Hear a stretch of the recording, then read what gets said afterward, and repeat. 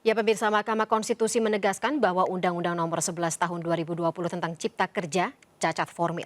Ketua MK Anwar Usman pun memerintahkan pemerintah untuk menangguhkan segala tindakan atau kebijakan yang bersifat strategis dan berdampak luas.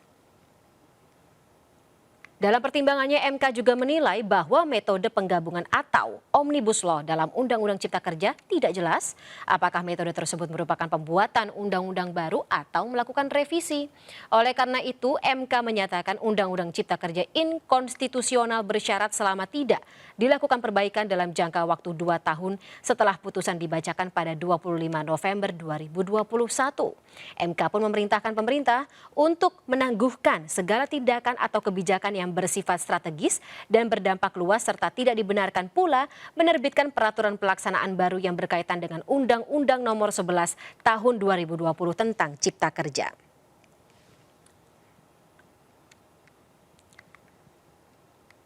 Ya, pemirsa, kita lanjutkan kembali dialog pada malam hari ini. Sekarang saya akan ke Pak Syafril. Ternyata Pak Syafril ada aspek legal di sana terkait dengan pengenaan ASO ini. Apa tanggapan Anda?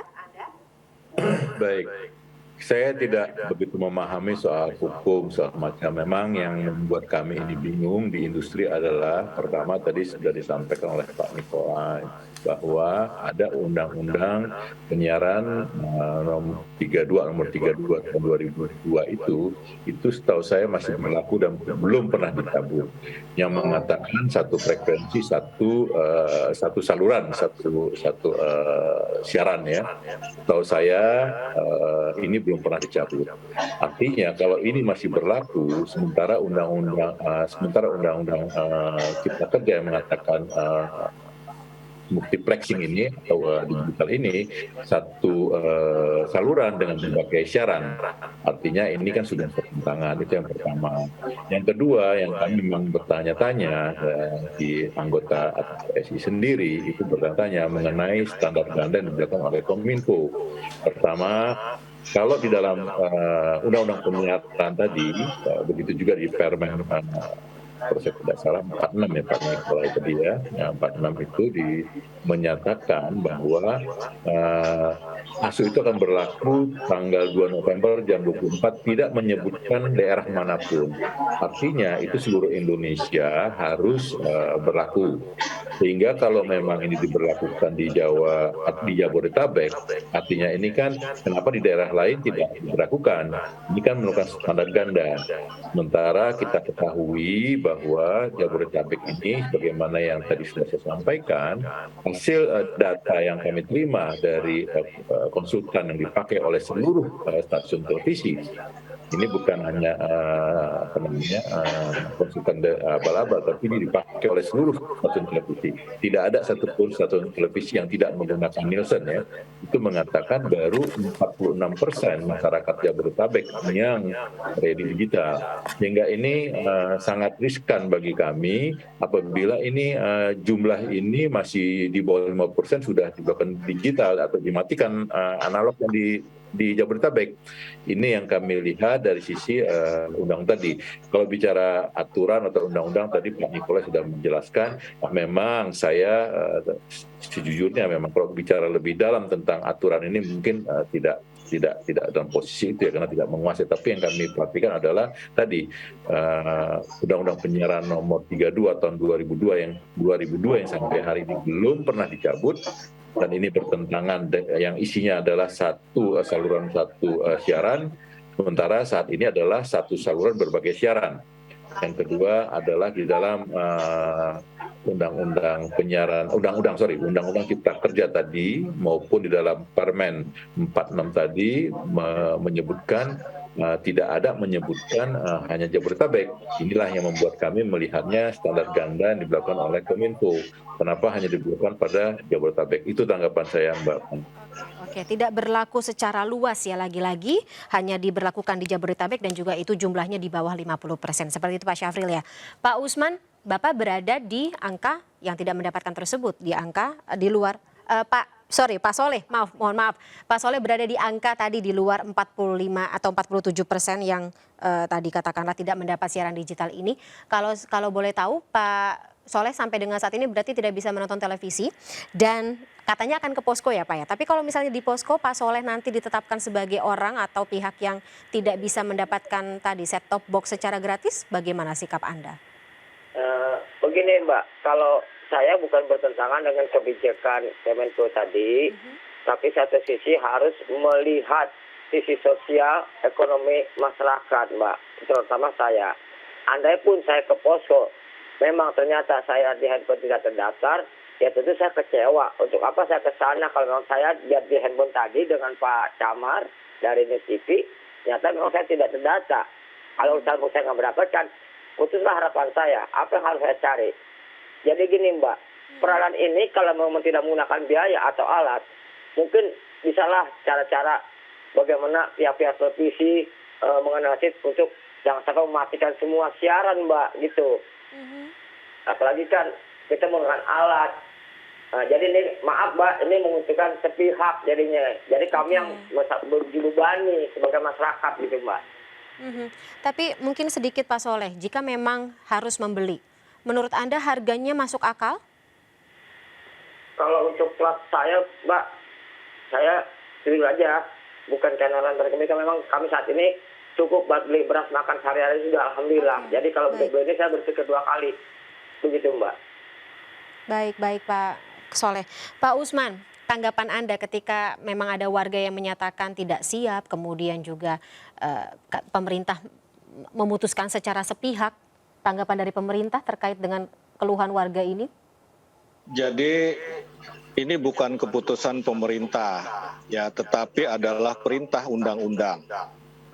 Tadi saya sudah dapat ini alamat Pak Soleh, jadi nanti kita akan mendrop set-top box kepada Pak Soleh, ya insya Allah dalam waktu dekat Pak Soleh. Jadi ini bukan keputusan pemerintah tetapi perintah undang-undang, seperti saya sampaikan tadi. Dan betul ada keputusan MK, tetapi Presiden mengatakan bahwa sambil kita perbaiki Undang-Undang Cipta Kerja, tetapi Presiden mengatakan tetap jalan. Nah kami bekerja di bawah perintah Presiden juga. Karena itu bagi kami adalah pelaksanaan ASO tanggal 2 November adalah bentuk kepatuhan kepada undang-undang. Dan selain itu, ini juga adalah kepatuhan yang sifatnya moral. Kenapa saya sampaikan moral? Karena pada tanggal 4 Oktober, ATVSI dan Kominfo melakukan rapat dan menyepakati untuk memundurkan ASO Jabodetabek dari tanggal 5 Oktober semestinya menjadi tanggal 2 November. Pak Safril ada di dalam rapat itu dan kita bersepakat. Ada notulennya, ada rekamannya. Nah jadi kita ingin menghormati keputusan kita sendiri, kesepakatan yang sudah kita buat bersama-sama.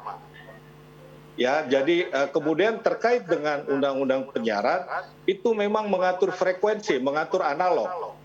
Ini adalah digital. Digital memang satu MUX itu punya 12 sampai 16 kanal. Jadi undang-undang penyiaran mengatur analog. Baik Pak Usman, saya potong, saya harus ke Pak Nikolai dulu karena saya ingin mendapat perspektif dari kacamata hukum terkait dengan instruksi, kemudian juga undang-undang. Mungkin Pak Nikolai bisa memberikan elaborasi? Keputusan Mahkamah Agung itu hanya satu ayat yang dibatalkan. Ya, tidak membatalkan PP. Tidak ada sewa menyewa, artinya bisa dengan cara lain, kerjasama, revenue sharing, pinjam atau minta. Ya, jadi itu Pak Nikolai maknanya. Jadi bukan membatalkan ASO Pak, tapi membatalkan sewa menyewa. Artinya tidak harus sewa, tapi bisa pinjam, bisa revenue sharing, bisa minta Pak. Oke, silakan Pak Nikolai tanggapannya. Unsur bisnisnya ya Pak Nikolai saya kira memahami itu begitu. Terima kasih. Seperti itu Pak Nikolai. Gini, dalam pemberlakuan suatu peraturan perundang-undangan itu harus kita melihat dalam hukum itu ada secara filsafati, secara historikal, dan secara sosiologis. Nah, itu pertama. Yang kedua, kita mengacu kepada Undang-Undang Nomor 15 Tahun 2019 tentang perubahan atas Undang-Undang 12 Tahun 2011, di mana peraturan yang lebih rendah tidak boleh bertentangan dengan peraturan yang lebih tinggi.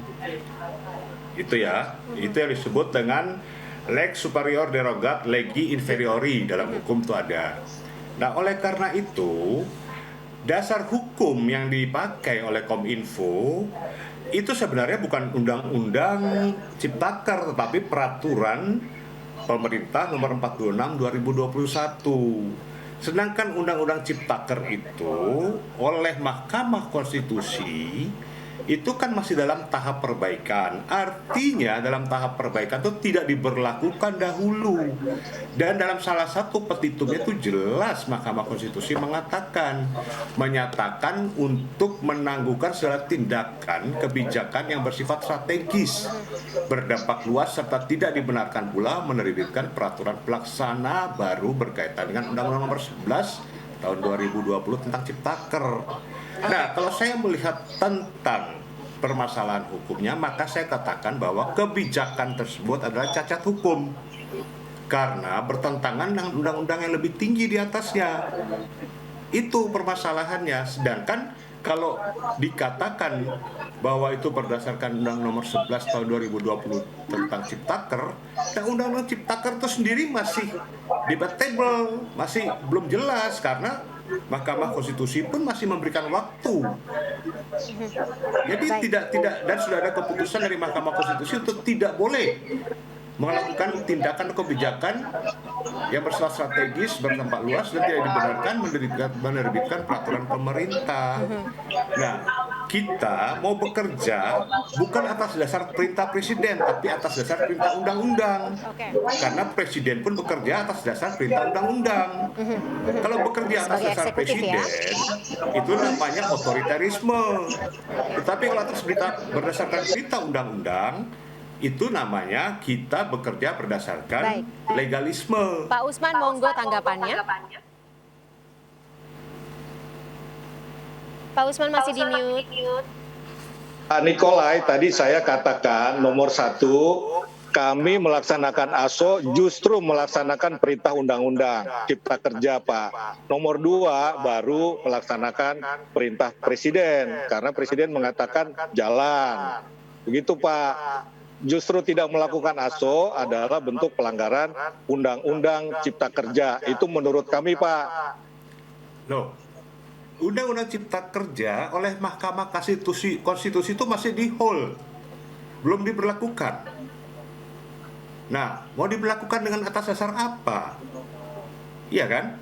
Nah, sementara Kominfo atau pemerintah telah menciptakan Peraturan Pemerintah Nomor 46 Tahun 2021. Peraturan pemerintah itu dibuat, Pak, sebelum keputusan MK itu ada, Pak. Jadi betul, sudah ada PP-nya, Pak. Jadi betul, PP itu kan tidak berlaku surut, Pak. Betul. Keputusan MK itu tidak berlaku surut, Pak.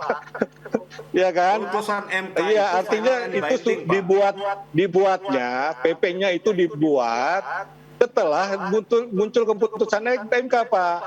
Jadi itu, Pak. Putusan MK itu dibuat tahun 2020, Pak. PP iya, itu memang 2021. Bagaimana? Ya, itu pokoknya sudah lebih duluan putusan MK daripada PP.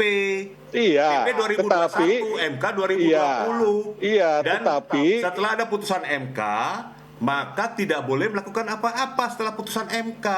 Tapi Pak, kami menganggap bahwa ini adalah bentuk pelaksanaan undang-undang dari Undang-Undang Cipta Kerja, begitu Pak. Ya monggo Bapak berpendapat lain, ya kita memperdebatkan hukum, ya saya kira ada tempatnya lah, begitu Pak.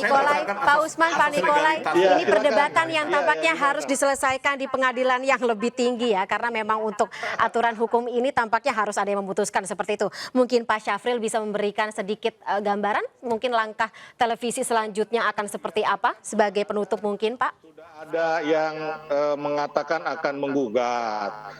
ya menggugat ke pengadilan Nah, secara pidana Pak Usman, perdata. Pak Usman, Dan mohon Pak maaf. Mahfud sudah mengatakan. Pak Usman, mohon bahwa maaf, ya, saya pemerintah cut siap terlebih dahulu. menghadapi. Saya harus minta tanggapan dari Pak Syafril.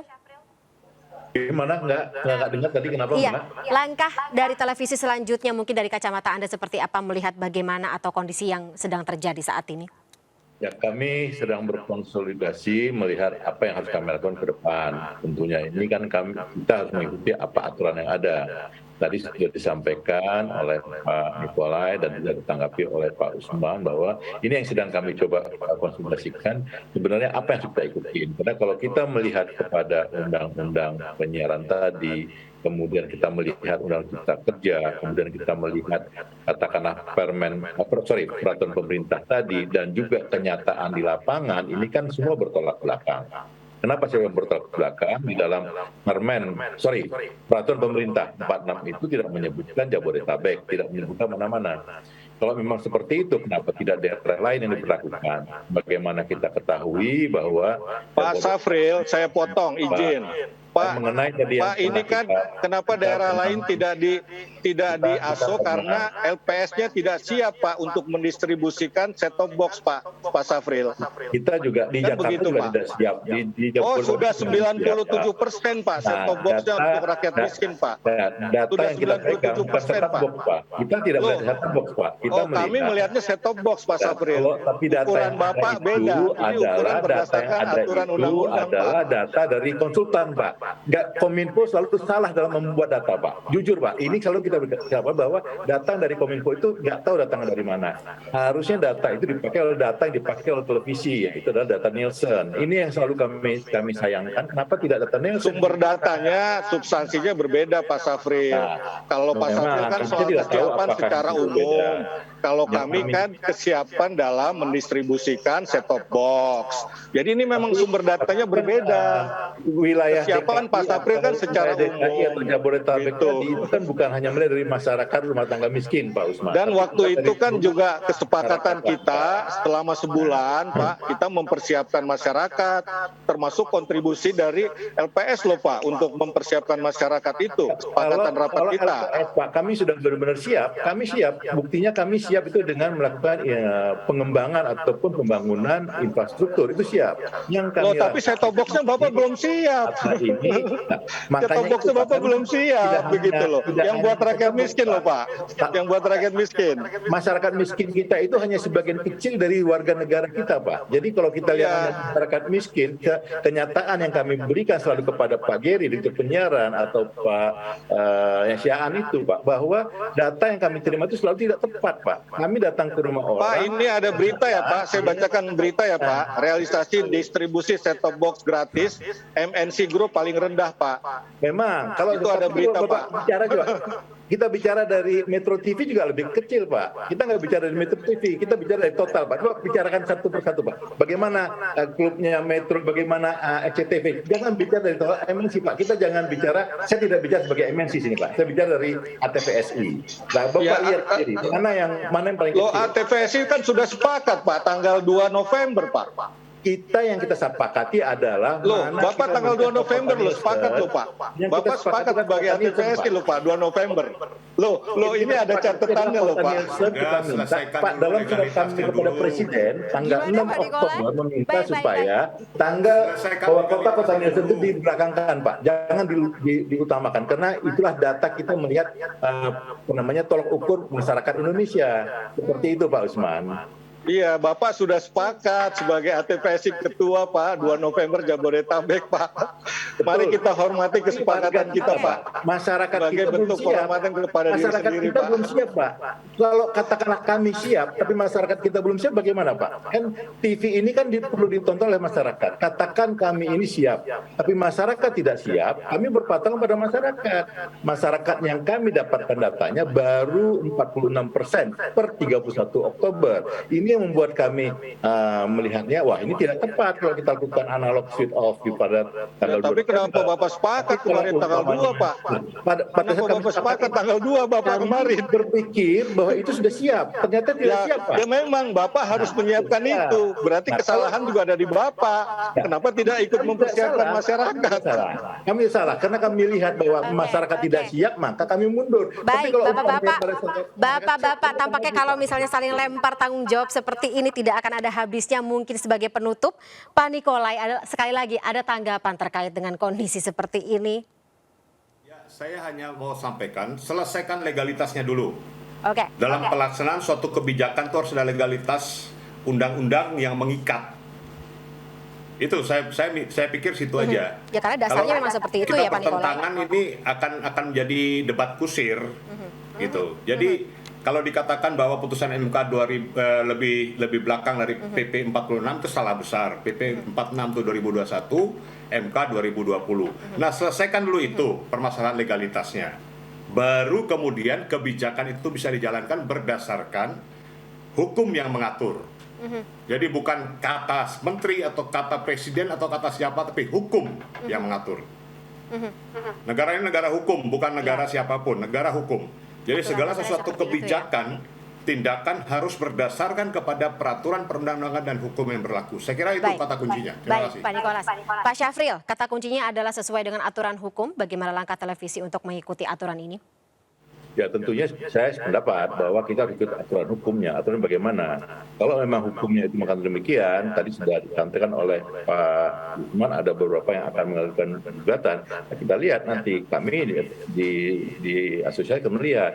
Tentunya akan kita berdiri pada hukum. Saya sependapat dengan Pak Nikolai bahwa Indonesia ini negara hukum. Kalau mana hukum yang paling tepat, mana yang benar, itulah yang kita berdiri di situ. Terima kasih Pak Syafril dan juga sebelumnya juga Pak Usman, Pak Nikolai dan juga Pak Soleh atas waktunya bersama kami di MNC News Prime malam hari ini. Sehat-sehat selalu Bapak-bapak, saya harapkan agar lagi-lagi sesuai dengan aturan hukum yang berlaku, kemudian juga kebijakan yang seharusnya memang memihak masyarakat ini bisa dilancarkan semuanya ke depan sehingga tidak ada yang perlu dirugikan seperti itu. Terima kasih sekali lagi atas waktunya bersama kami di MNC News Prime malam hari ini Pak Syafril, Pak Usman, Pak Nikolai dan juga Pak Soleh. Terima kasih dan juga sampai jumpa. Ya pemirsa, tetaplah bersama kami, MNC News Prime masih akan kembali setelah jeda berikut ini.